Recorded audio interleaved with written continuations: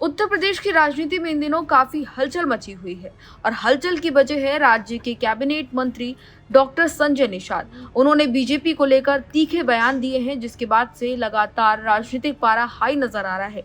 गोरखपुर के एनेक्सी भवन सभागार में आयोजित कार्यक्रम के दौरान उन्होंने दो टूक कहा कि बीजेपी को अगर लगता है कि छोटे दलों से कोई लाभ उनको नहीं हो रहा है तो उसे तुरंत गठबंधन तोड़ देना चाहिए।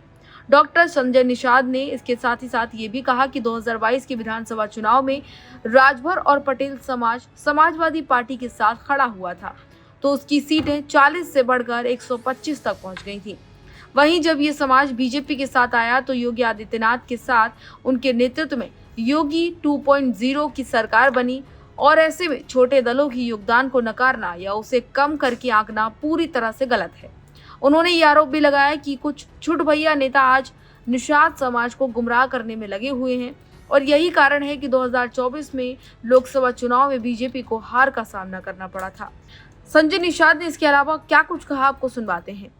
अखबारों में भी कल पढ़ा था और आप लोगों ने उसको चलाया भी था कि भाजपा को समाज को टिकट देगी। मैं चाहता हूँ 403 टिकट दे दे भाजपा, वह विधानसभा निषाद में हो जाए, अधिक से अधिक निषाद वहाँ अधिक पहुँच जाए। मैं तो मेरी शुभकामनाएं हैं, लेकिन मैं कह रहा हूँ पहले इसको पूरा हो जाने दीजिए ना। हम कहते हैं कि हम स्वागत करते हैं, अगर ऐसा टिकट पूरा 403 दे देती है भाजपा तो अच्छी बात है। पहले तो भाजपा भी निषादों को टिकट देगी, हम तो ये चाहते हैं कि 403 में से 403 दे दें।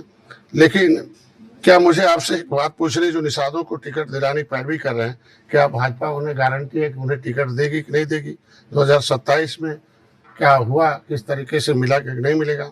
हम तो कहते हैं 2024 में जैसे खाली हाथ रह गए और कभी कुंभ कभी इधर उधर सम्मेलन करते रहे लेकिन कुछ मिला नहीं, 0 सन्नाटा रहा। लेकिन मैं 2023-22 में अपने दूसरे पार्टी में रहने वाले विनोद बिंद को, जिनको टिकट नहीं मिला था, पीयूष रंजन को मैंने लाया, 5 सीट लाया था, आए हमारे साथ। हम तो वैसे विधायक बनाएंगे, मांगने की कोई जरूरत नहीं है, हम तो अपने आए। हम तो चाहते हैं कि यहाँ से और लोग भी विधायक बने, अधिक से अधिक जो बने।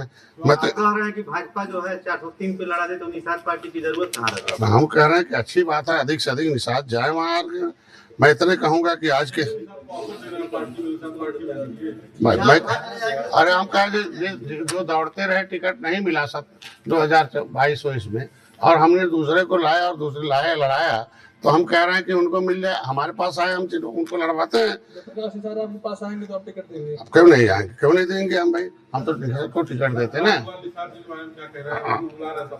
हम कह रहे हैं कि जो भी आएगा हम तो निषाद भी लड़ाएंगे, दूसरे लोगों को भी लड़ाते हैं। आज के दिन में आपके बीच में यही कह रहे हैं कि आज के दिन में कि दूसरे जो नेता हैं भले दूसरी पार्टी में हैं, लेकिन वो हमारी आरक्षण की उठाते हैं आवाज। हम तो कहते हैं कि आरक्षण की आवाज उठाएं, आए चले ना। विधानसभा घेरने का ऐलान किया हमारे लोगों ने, आए जिनकी बात कर रहे हैं वो आज से विधानसभा घेरे, चल के विधानसभा चल के घेरे आरक्षण के नाम पर समाज के। हम उनके साथ पीछे चलने के लिए तैयार हैं। अगर आरक्षण के लिए नहीं, आरक्षण की आवाज नहीं निकलती मुझसे, तो समाज के नेता नहीं माने जाएंगे, क्योंकि समाज जान चुका कि कौन क्या करता है। गुमराह करने का काम बंद कर दें। एक बात आप ये बताइए, क्या आपको लगता है कि उनके पीछे भी कोई है? हम तो कहते हैं अरे यार, मैं तो इसीलिए कहता हूँ, मैं भाजपा पूछना चाहता हूँ कि ये हमारे सहयोगी दल है ना, सुभाषपा है, हमारे सहयोगी दल, हमारे अपना दल है, हमारे आरएलडी के हैं, हम उन पर भरोसा होना चाहिए भाजपा को। अगर उन पर भरोसा नहीं है तो उनको कुछ कड़े फैसले ले ले। मैं कहता हूँ नहीं, हम कह रहे हैं कि समाज को सही दिशा में लेकर हम लोग जा रहे हैं और उसका लाभ भी भाजपा को मिल रहा है। ऐसा नहीं है 2018 में आप देखे होंगे सपा बसपा एक हो गई थी, कैसे ऐतिहासिक जीत दी हम लोगों ने। हम कहते हैं हमारे भी लोग गए और हम आज के दिन में विधानसभा, विधान परिषद और जो है कैबिनेट में, और आज के दिन में इनकी आवाज बन के गए। अब समाज समझ सकता है कि क्या हो सकता है। क्या 2018 मैं इतने कहूंगा कि जो कुछ चल रहा है, अगर भाजपा को लगता है कि हम लोगों से फायदा नहीं मिल रहा है तो गठबंधन तोड़ दे। क्यों छोट भैया नेता से अब सब करवा रहे हैं? चाहे राजभर के भी यहाँ नेता अब सब उल्टा पुल्टा बोलते रहते हैं। तो सुना आपने किस तरीके से संजय निषाद अब बीजेपी पर हमला पर नजर आ रहे हैं और कई तरह के तीखे बयान करते हुए भी नजर आ रहे हैं। ऐसे में राजनीतिक पारा काफी हाई हो गया है। यूपी की राजनीति में ये एक बड़े बयान के तौर पर देखा जा रहा है और कई तरह की अटकलें भी अब इस बयान के बाद लगनी शुरू हो गई हैं। राजनीतिक पारा काफी हाई है और विपक्ष की तरफ से भी बयानबाजियां इस पर तेज हो गई हैं। हालांकि इस पर आपकी क्या राय है, अपनी राय भी हमें जरूर बताइए। इसी तरह की तमाम और जानकारियों के लिए देखते रहिए भारत एक्सप्रेस यूपी।